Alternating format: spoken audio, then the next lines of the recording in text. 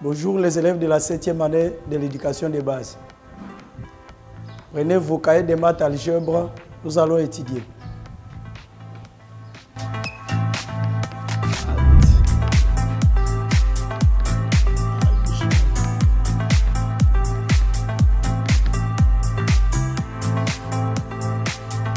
Tu peux me rappeler ce qu'on avait étudié la fois dernière? Oui, monsieur. La fois passée, ouais. Très bien. La fois passée, nous avons étudié la multiplication dans Z. C'est bon. Comment est-ce qu'on avait appelé les résultats de la multiplication dans Z? Comment est-ce qu'on avait appelé les résultats de la multiplication? Ah non, c'était très clair et très facile. Oui, monsieur. Oui, les résultats de la multiplication s'appellent les produits. C'est bon. Qui peut m'aider à calculer cet exemple? 2 multiplié par moins 4. Qui peut m'aider à calculer ça? 2 multiplié par moins 4. Oui? Ok, monsieur là-bas. Très bon. 2 multiplié par moins 4 nous donne moins 8. 2 multiplié par moins 4 nous donne moins 8. Je sais que nous avions déjà étudié avec vous la règle des signes. Tu ne dois pas encore me poser la question, mais comment est-ce qu'on a trouvé les moins 8 là? Qui peut me rappeler? Qui peut me rappeler si on nous donnait 1 moins multiplié par 1 moins? Ça peut nous donner quoi? Nous avons un nombre négatif que nous allons multiplier par un nombre négatif. Le produit pourra nous donner quoi? S'il vous plaît, c'est très facile.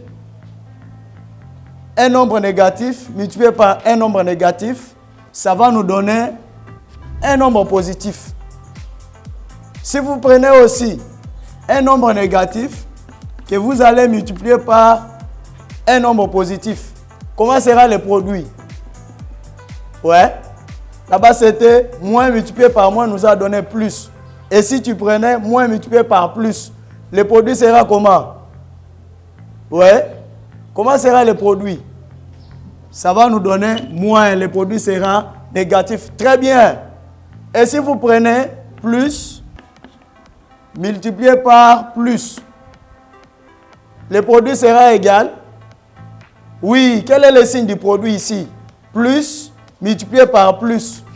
Le produit sera égal aussi à plus. Donc le produit sera positif. Ça va? Et si vous prenez plus multiplié par moins, quel serait le signe du produit? Plus multiplié par moins, quel serait le signe du produit? Oui, le signe du produit sera moins. Donc pour dire que si vous avez un facteur négatif, multiplié par un facteur négatif, le produit nous donne, le produit sera positif. Si vous avez un facteur négatif, multiplié par un facteur positif, le produit sera négatif. Et si vous avez un facteur positif, multiplié par un facteur positif, le produit sera positif. Et enfin, si vous avez un facteur qui est négatif, que vous multipliez par un facteur positif, le produit sera comment? Négatif. Très bon. Nous avons étudié avec vous quelques opérations fondamentales. On n'en avait pas terminé. Parmi les 4 opérations fondamentales, quelle est l'opération qui nous permet de déterminer, ou soit de partager ou de répartir les nombres? Parmi les 4 opérations fondamentales, laquelle peut nous servir à partager ou soit de répartir les nombres? Et l'addition, non, ce n'est pas l'addition. La soustraction, non, ce n'est pas la soustraction. Très bon, c'est la division. Donc avec la division, nous pouvons partager. Ou soit nous pouvons même répartir les nombres. Très bien. Qui peut me dire ce que nous allons étudier aujourd'hui? Oui. Aujourd'hui, nous allons étudier la division dans Z. Très bien. Écrivons la division dans Z. Point 1.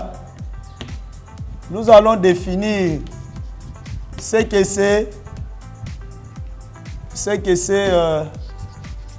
une division. Z si la multiplication est l'opération qui nous permet de déterminer le produit des nombres, alors la division serait égale à quoi? La division serait quoi? Oui, la division. Si quelqu'un m'a bien compris, j'ai dit, avec la division, nous pouvons déterminer les partages ou soit nous pouvons déterminer la répartition. Mais si maintenant je te demande de définir ce que c'est une division, comment est-ce que tu peux me définir la division? Oui, qui peut essayer un peu? Ah, essaye, c'est pas facile et c'est pas difficile. Essaye. Ok. Très bien. Sa définition est correcte. Nous disons que la division est une opération.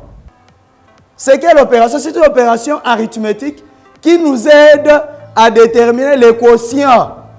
Ce n'est pas seulement les quotients, ça peut nous aider aussi à déterminer les restes s'il y a lieu. Très très bien. Parce qu'avec la division, on te donne des nombres à partager. Supposons par exemple, on vous donne 10 que tu vas diviser par 5. 10 divisé par 5. Toi, tu vas faire quoi? Tu vas chercher seulement à trouver les quotients. Les quotients, c'est quoi? Les quotients, c'est les résultats de la division.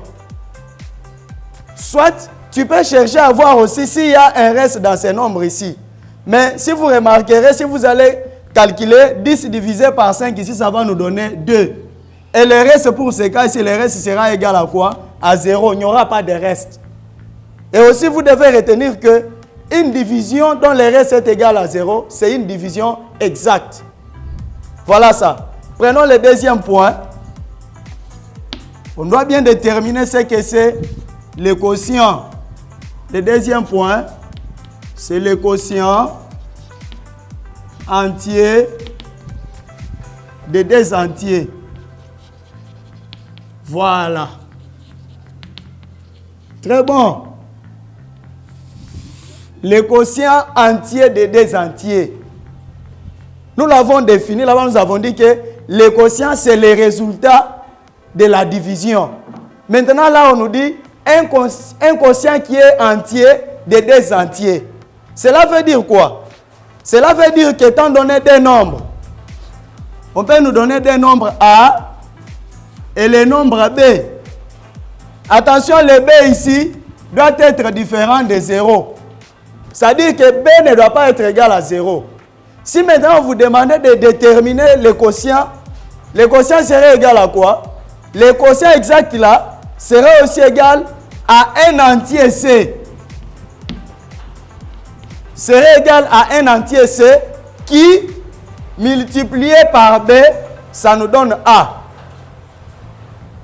Voilà comment nous déterminons cela. A divisé par B nous donne C. Donc je dis que C ici est le quotient de la division de A par B. A ici au départ on peut l'appeler le dividende. Et le B ici peut s'appeler le diviseur. Le C maintenant, le B plutôt, A s'appelle le dividende, B s'appelle le diviseur et C ici s'appelle le quotient. A que nous devons diviser par B.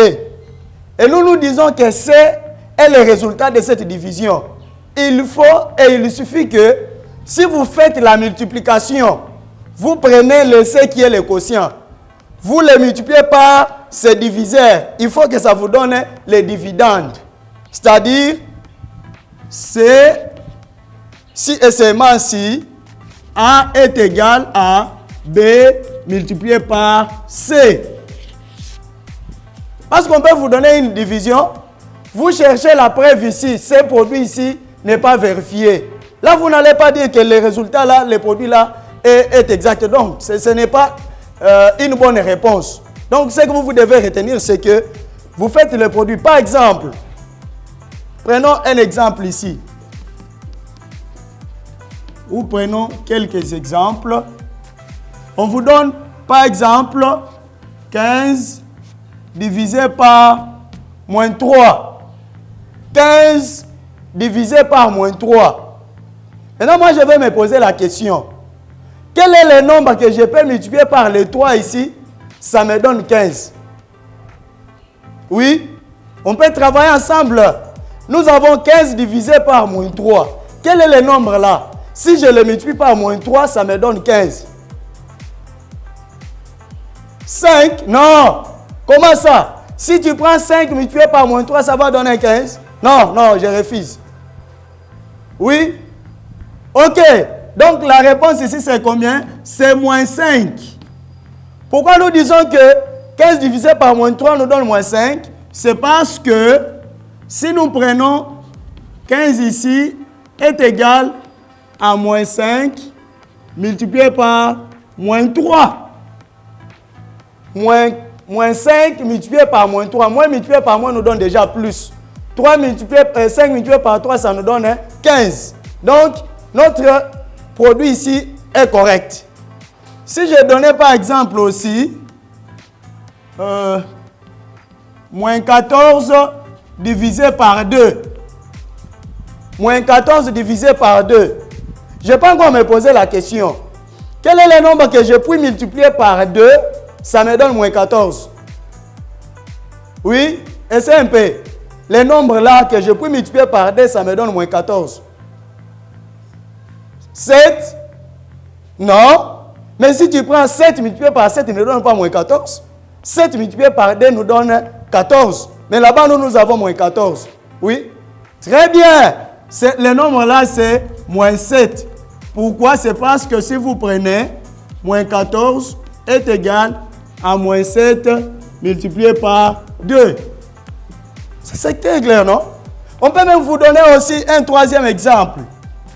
On vous donne aussi 20 divisé par 4. 20 divisé par 4. Quel est le nombre que je peux multiplier par 4? Ça me donne 20. Oui? Le nombre là multiplié par 4, 5. Très bien. Donc ici, ça va me donner 5. Pourquoi? Parce que si je prends 20, serait égal à 5 multiplié par 4. C'est comme ça que vous devez vérifier. Chaque fois si on vous donne des entiers à diviser, vous allez vous poser, vous allez faire cette preuve-là. Ça, c'est une preuve. Vous vous demandez si je prends la réponse que j'ai eue là, que moi j'ai calculé, j'ai trouvé là. Est-ce que ça va me donner, ça sera la même chose que les dividendes? Si ça ne vérifie pas, là tu as mal calculé, tu dois revoir ton calcul. Prenons aussi un troisième point. Un troisième point. Il s'agit de la règle des signes. Là, il n'y a pas assez de complications. Règle des signes. Quand on nous parle ici de la règle des signes, c'est-à-dire, qu'est-ce que je puis faire? Ou soit, quel serait le signe de mon quotient lorsque les deux termes de la division, c'est-à-dire les dividendes et les diviseurs ont les mêmes signes, ou soit n'ont pas les mêmes signes. C'est ça ce que moi je vais donner là, quelques règles. Nous devons retenir ceci. Lorsque les dividendes, retenons,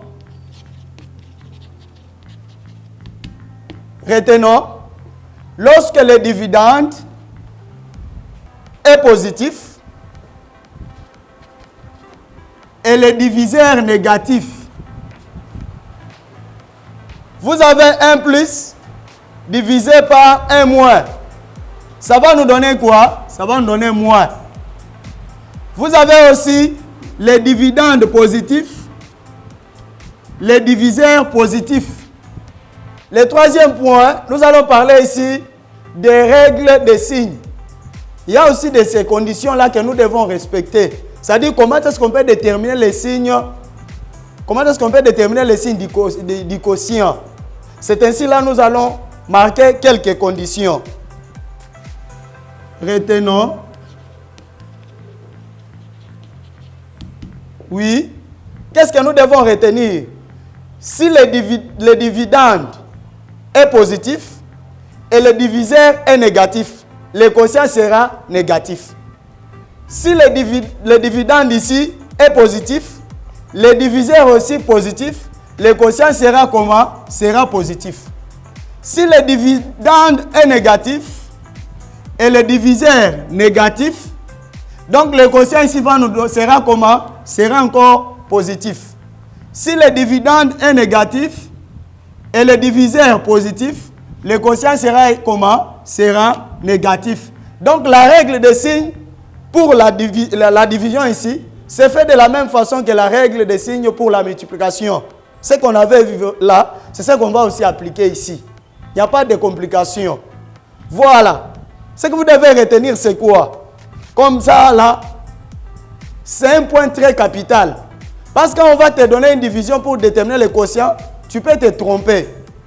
On nous signale que, je puis signaler ça comme,